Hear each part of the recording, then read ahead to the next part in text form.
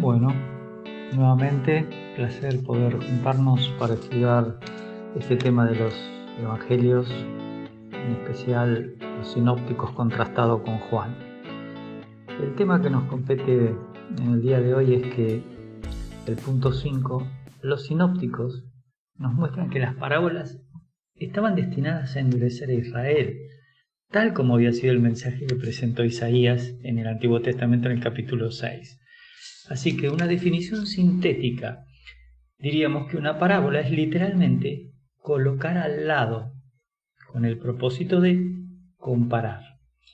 Y esto lo vamos a ver un poquito más después, pero tenemos que entender que los sinópticos utilizan 45 veces este término. Después vamos a mirar Isaías 6 del 1 al 13, comparándolo con Mateo 13 del 10 al 17, en donde los discípulos le preguntaron ¿por qué les hablas por parábolas? Lo interesante es que Juan nunca utiliza la palabra parábola. Él utiliza otra palabra griega que es paroimia. En Juan 16, ahí tienen la palabra que aparece, paroimian, significa hacer parecer o hacer pensar. También hacer que alguien se imagine. Y llegó a significar un dicho al pie del camino, un proverbio, una máxima, pero no es un símil. Esto es muy importante, después lo vamos a ver. Ahí tienen los versículos donde aparece y tenemos que recordar esto que les decía de los contrastes. Juan utiliza únicamente este término y lo hace 4 veces y Pedro lo hace una vez. Juan utiliza esta palabra paroimia cuando él dice que él es la puerta de las ovejas y les cuenta acerca del portero que abre y las ovejas van detrás de él. Uno diría es una parábola. Bueno, sin embargo, el Espíritu Santo eligió otra palabra y tenemos que hacerle caso al estudio bíblico con respecto a lo que Dios ha dicho y no lo que a nosotros nos parece. En segundo lugar, el Señor admite que les habló por alegorías en Juan 16:25, pero los discípulos le contestan después, en 16:29, no, ahora te entendemos bien, ahora no estás hablando claramente. Y finalmente Pedro dice que es un proverbio, o sea, paroimia ahí es traducido proverbio, y se refiere a la conducta de los falsos maestros como chanchos y perros. Los textos en Juan 16, esta alegoría les dijo Jesús, pero ellos no entendieron qué era lo que les decía. En 16:25, estas cosas os he hablado en alegorías. La hora viene cuando ya no os hablaré por alegorías, sino que claramente os anunciaré acerca del Padre. En 16:29 le dijeron sus discípulos, he aquí ahora hablas claramente y ninguna alegoría dices. Y bueno, el texto de 2 Pedro 2:22, que el perro vuelve a su vómito y la puerca lavada a revolcarse en el cieno. Aquí les voy a dar unas definiciones básicas. Hay 5 palabras que normalmente se utilizan mucho cuando se enseña o se estudia la Biblia. La palabra símil, la palabra analogía, la palabra parábola, alegoría y proverbio. Vamos a definir rápidamente. El símil es una comparación que contiene en hebreo una que es una cláusula prefijada al vocablo siguiente, y en el griego se utilizan 2 conjunciones que son hos y katos, y la palabra que nosotros traducimos es como. Así que cuando vemos la palabra como, sabemos que es un símil. Ahora hay que recordar que la Biblia también tiene analogías, y la analogía es la relación de semejanza entre cosas distintas. Por ejemplo, si nosotros leemos el capítulo 5 de Efesios, lo primero que encontramos es la analogía entre Cristo y la Iglesia con un matrimonio.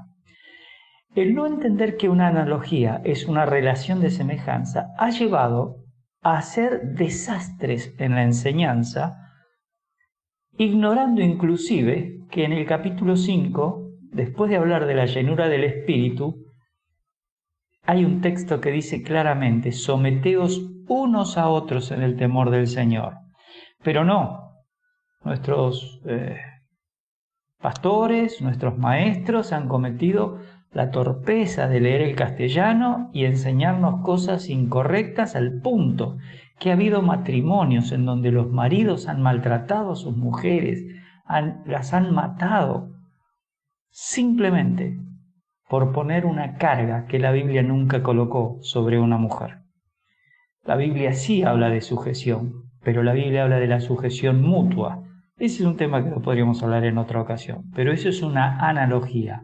Había una relación de semejanza y sin embargo las personas que enseñaron de Efesios 5 cometieron esa estructura mental obsoleta de insistir en que eso era una ley y obligar así a mujeres a vivir en situaciones muy complejas. Un tema muy aberrante, pero este es el mismo problema que enfrentamos todos los días aquellos que queremos enseñar la Escritura. Personas que vienen con una estructura mental muy difícil de cambiar. Pero no vamos a poder detenernos en este tema. Vamos a hacer un ejemplo. Y esto es un poco risueño. Si nosotros decimos, eres como una bestia, ese es un símil. ¿Por qué? Porque ahí está esa partícula especial que estábamos hablando del griego, hos, como. Pero si decimos, eres una bestia, eso es una metáfora. ¿Por qué? Porque sabemos que no es una bestia, pero actúa como bestia. Pero si decimos simplemente bestia, entonces tenemos lo que se llama una hipocatástasis. Vamos a ver por qué les explico esto. Miren, la parábola es un símil continuado, extendido, más explicado, más elaborado, más relatado. Pero la alegoría es una metáfora, o puede ser una hipocatástasis continuada o extendida. Entonces, si la alegoría se nos divide en dos clases, tenemos una que es la metáfora continuada. Por ejemplo, el Salmo 23. No es real que Dios es un pastor y yo soy una oveja. ¿Se entiende? Lo real es que David está tomando la figura de lo que él hacía todos los días con las ovejas. Y él dice, Dios es igual conmigo, así como yo cuidaba las ovejas y las llevaba a comer en tal lugar o a tomar agua en tal lugar y cuidaba que las más fuertes no molesten a las más débiles y cuidaba que los osos, los leones o los lobos los comieran. Ese es justamente una metáfora continuada. Todo el Salmo está hablando de esa expresión, considerando al individuo como una oveja.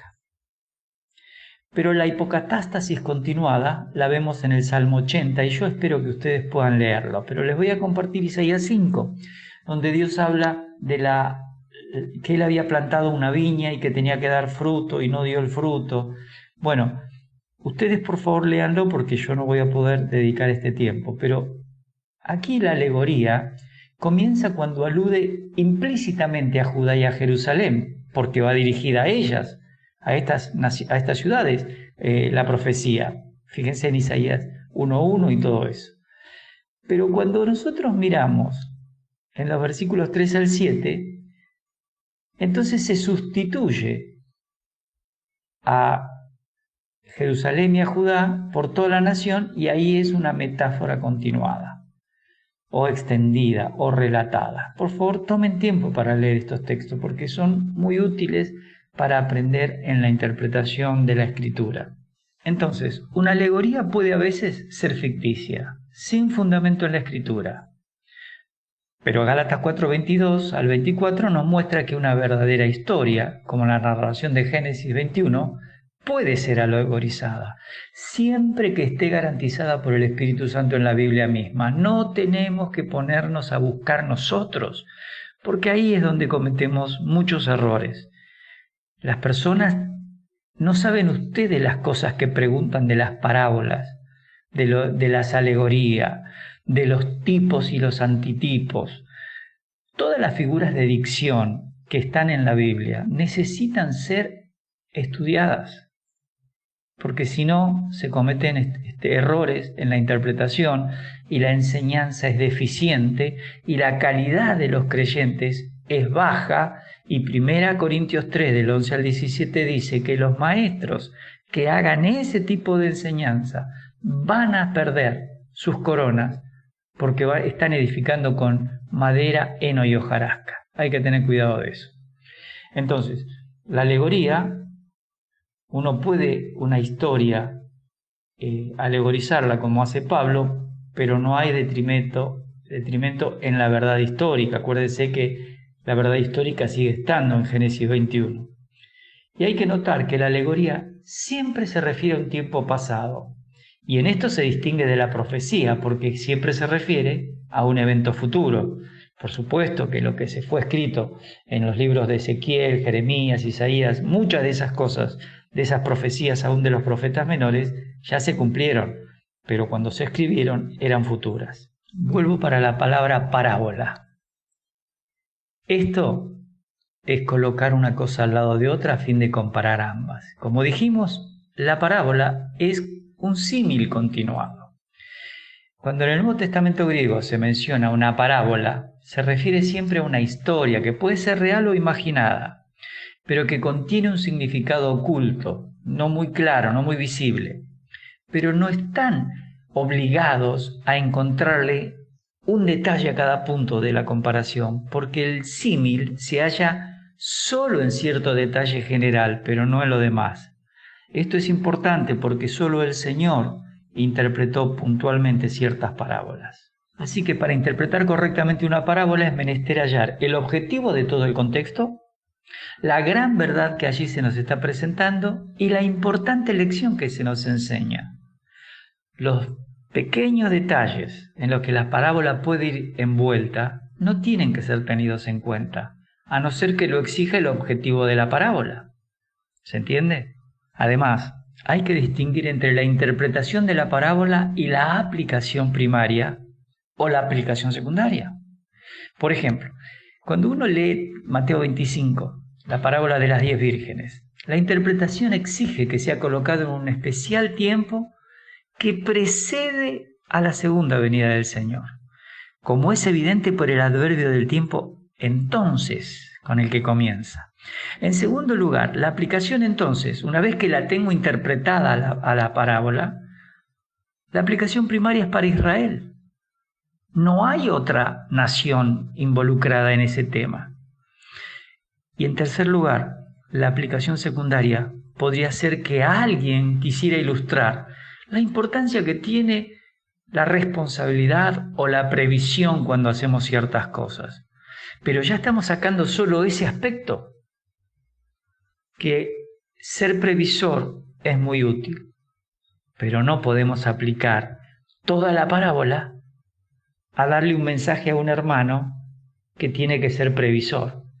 En todo caso, uno puede hacer un símil, tenés que ser previsor como las 5 vírgenes prudentes que estaban esperando que el Señor viniera de su boda. ¿Se dan cuenta que ya la parábola pasa a ser un símil? Un proverbio. Bueno, esta figura los griegos lo llamaban paroimía, de para junto a y oímos la senda o camino. Y consiste en eso, en un dicho común, algo trillado, por decirlo así, por el uso que de él hace la gente. Es decir, el proverbio pasa a ser algo que se usa constantemente, es conocido por todos, como lo hace Pedro en 2 Pedro 2:22, hablando de que los falsos maestros son como los chanchos y como los perros. Y con ese vocablo, la palabra griega, que en hebreo es mashal en singular y mishle en plural, es proverbio. Y esa raíz significaba en hebreo gobernar o ejercer control. Aquí les quiero mostrar un mapa para que ustedes se den cuenta cómo era la zona donde estaba trabajando el Señor con sus discípulos durante 3 años y medio.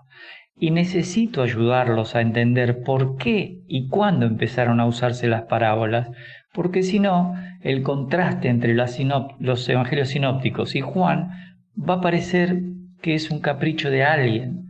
Y en realidad, cuando ustedes estudien la Escritura, se van a dar cuenta que es clarísimo, pero no para el lector ocasional, no para el que lee solamente castellano.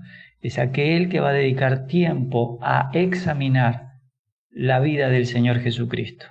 Hay que estudiar los evangelios en un bloque, con una armonía de los 4 evangelios, con una línea de tiempo para colocar los eventos. Yo voy a tratar de ayudarlos en forma gráfica con eso. Miren, las actividades del Señor en el ministerio fueron: Él realizó 38 milagros. Si incluimos los que realizó después de resucitar, son 42. Él narró 35 parábolas. 6 son dichos parabólicos. Un dicho parabólico es cuando la expresión es mucho más corta. ¿Está bien? Y realizó 3 preguntas proverbiales en el Sermón del Monte. Y esas preguntas tenían como objetivo despertar la inquietud de las personas, pero él tenía las respuestas. Así que este es parte de su ministerio. Mateo nos va a narrar 30 parábolas y dichos proverbiales del Señor.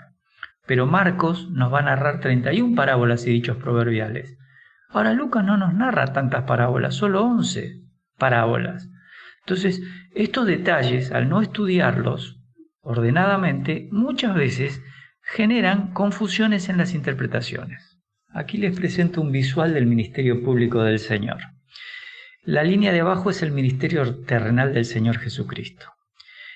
En el primer bloque de la izquierda se nos narra entre el año 4 y 5 a.C. hasta el 7-8, lo que sería la adolescencia del Señor, 17 eventos narrados. Y nos van a informar de la niñez de Juan el Bautista, de su nacimiento, del nacimiento del Señor Jesús y de la huida a Egipto. En el segundo bloque vamos a ver 2 eventos narrados durante el año 27 después de Cristo que tiene que ver con el ministerio público que va a ser después de que Juan el Bautista lo bautice. En el tercer bloque, que es desde el año 27 después de Cristo al 29, hay 55 eventos narrados durante el ministerio en Galilea. Y ese es el período donde las parábolas, en el año 28 después de Cristo, van a aparecer en la boca del Señor. Fíjense ustedes, ¿por qué razón, que es lo que vamos a estudiar después, van a aparecer allí y no desde el principio? El cuarto bloque nos muestra 42 eventos narrados en Perea y Judea durante octubre del año 29 y el año 30, al año 30, ¿no?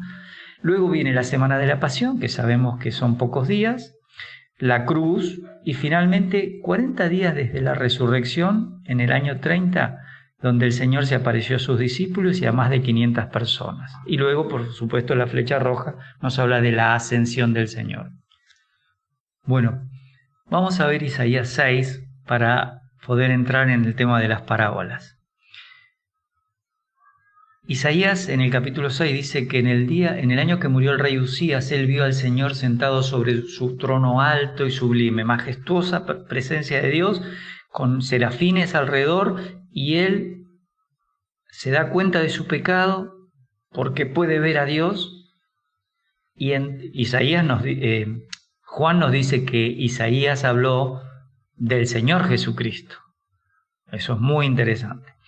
Pero Isaías dice, soy inmundo de labios. Es limpiada su boca y ahí está listo para hacer una tarea. Entonces dice que él escucha, que Dios dice, ¿quién irá por nosotros? ¿A quién enviaré? Y él dice, envíame a mí. Y entonces le dice Dios, anda y di a este pueblo, oíd bien y no entendáis, ved por cierto, mas no comprendáis. La actividad de Isaías era, engruesa el corazón de este pueblo, agrava sus oídos y ciega sus ojos. ¿Para qué? Para que no vean con sus ojos, ni oigan con sus oídos, ni su corazón entienda, ni se convierta y haya para él sanidad. Dios está decretando un juicio sobre el pueblo de Israel. No obstante, Isaías escribe otros pasajes importantes. 35, capítulo 2, capítulo 11. Hay muchos capítulos de Isaías, 66, donde la promesa futura es restauración para Israel. Por eso le dice en el 11, y yo dije, ¿hasta cuándo, Señor? Y respondió él, hasta que las ciudades estén asoladas y sin morador, y no haya hombre en las casas, y la tierra esté hecha un desierto, hasta que Jehová haya echado lejos a los hombres, y multiplicado los lugares abandonados en medio de la tierra. Y si quedare aún en ella la 10ª parte, ésta volverá a ser destruida. Pero como el roble y la encina, que al ser cortados aún queda el tronco, así será el tronco, la simiente santa. Así que nosotros entendemos en este pasaje cómo Dios estaba dispuesto a endurecer el pueblo de Israel ya en ese momento, que 120 a 140 años posteriores, este pueblo es llevado a Babilonia en el año 605 a.C. Y Dios tuvo ese tiempo de 100 y pico de años de paciencia. Ahora vamos a entrar a Mateo 13. Entonces, acercándose los discípulos, le dijeron: ¿por qué les hablas por parábolas? Él respondiendo les dijo: porque a vosotros os es dado saber los misterios del reino de los cielos, mas a ellos no les es dado. Porque a cualquiera que tiene se le dará y tendrá más, pero al que no tiene, aún lo que tiene le será quitado. Por eso les hablo por parábolas, porque viendo no ven, y oyendo no oyen ni entienden. De manera que se cumple en ellos la profecía de Isaías, que dijo: de oído oiréis y no entenderéis, y viendo veréis y no percibiréis. Porque el corazón de este pueblo se ha engrosado, y con los oídos oyen pesadamente, y han cerrado sus ojos, para que no vean con los ojos, y oigan con los oídos, y con el corazón entiendan y se conviertan, y yo los sane. 13:16. Pero bienaventurados vuestros ojos, porque ven, y vuestros oídos, porque oyen. Porque de cierto os digo que muchos profetas y justos desearon ver lo que veis, y no lo vieron, y oír lo que oís, y no lo oyeron. Así que las parábolas, en realidad, fueron un método nuevo de enseñanza del Señor. Y ocurre allí, en ese gran ministerio durante esos 2 años y medio, esos 2 años allí por Galilea. El gran ministerio del Señor, esos 55 eventos que ustedes pueden encontrar en los 4 evangelios, básicamente los sinópticos. Así que esto era nuevo. Los discípulos notaron eso y preguntaron la razón. ¿Y cuáles son las razones? Miren, como conclusiones básicas para cuando ustedes estudien las parábolas. Primero, a partir de ahora hay una información exclusiva para ustedes, los discípulos. Ustedes van a conocer los misterios del reino de los cielos. ¿Se acuerdan cuando en una de las lecciones anteriores al principio hicimos la diferencia? Eso es importantísimo, hermanos. Van a encontrar muchos libros, la mayoría escritos del protestantismo y de personas salidas del catolicismo, cuya base para interpretar la escritura, su base hermenéutica, suele ser no distinguir. En 1 Corintios 10:32 dice que hay judíos, gentiles e iglesia de Dios a los cuales los creyentes de Corinto no debían ser un tropiezo. Pero cuando ustedes no distinguen en la escritura qué parte está dirigida a los judíos, qué parte está dirigida a los gentiles y qué parte a la iglesia, van a cometer el error de apropiarse de verdades incorrectas. Así empezó el pentecostalismo en 1906, tratando de repetir el Pentecostés, evento único e irrepetible porque es el nacimiento de la iglesia. Y así siguieron con otros pasajes del Antiguo Testamento como Isaías 53, intentando hacer creer que ese pasaje indica la sanidad física de cualquiera que reciba a Cristo como Salvador, mezclando un mensaje que tiene que ver con Israel en Isaías 53 con la iglesia. Y alguien puede decir: no, pero la salvación, sí, la salvación. Pero no estudiaron Isaías, nunca miraron Isaías capítulo 1, donde la planta del pie a la coronilla, dice Dios, todo es podrida llaga.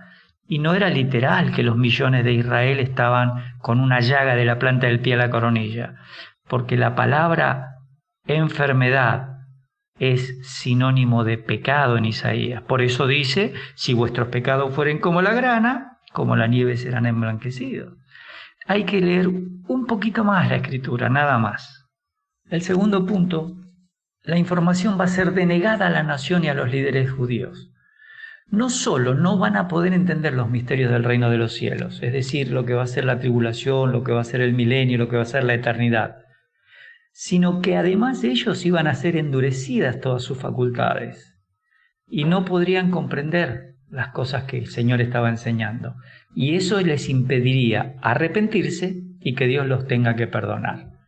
¿Ven ustedes cómo es específico Dios en estos temas?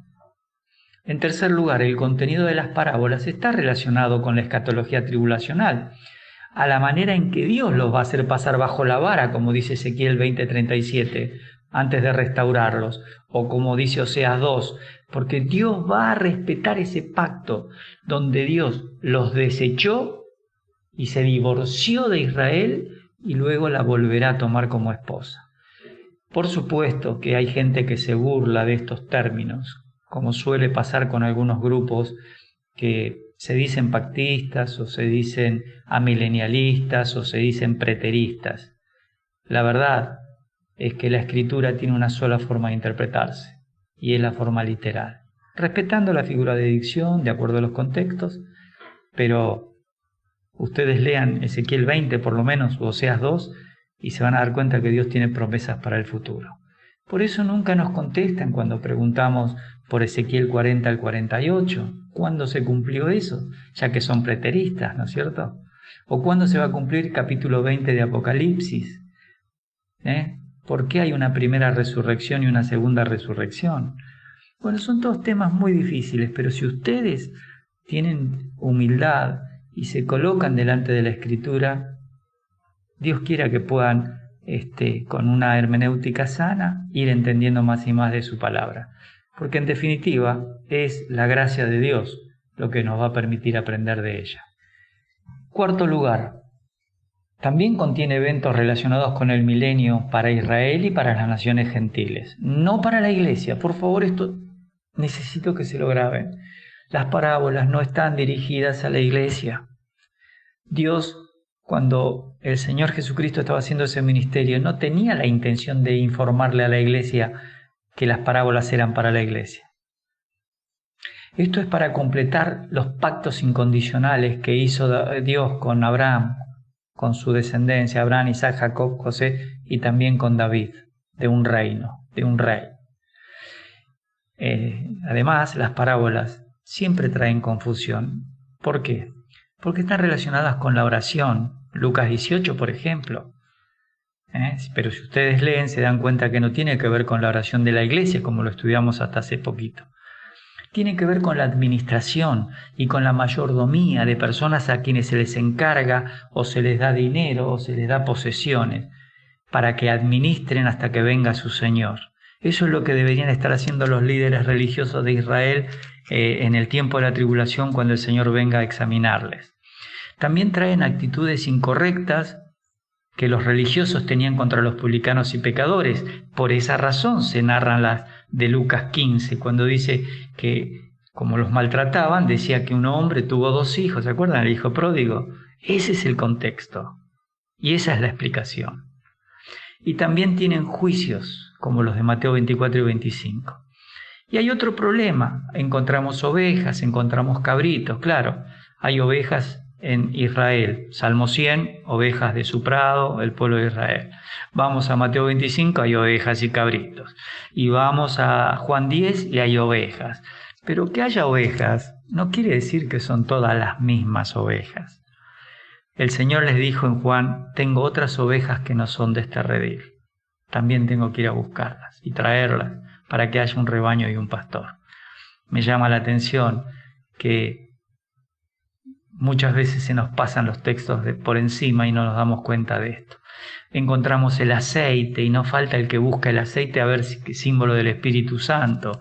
El aceite muchas veces es solo eso, aceite. Y otras veces sí tiene relación en esa simbología, como era el aceite que se usaba para la unción. Entonces, yo lo que les pido es que tomen tiempo para abrir la Escritura y pregunten, busquen, infórmense. Hay lámparas, hay personas, hay muchísimas cosas, y eso es lo que ha confundido mucho en la interpretación. Muy bien, y terminando vamos a mirar algunos peligros con las parábolas. Los creyentes y los maestros creyentes suelen utilizarlas para propósitos que no fueron dados. Y se pasan 40 minutos, 1 hora, explicando lo que es imposible de aplicar.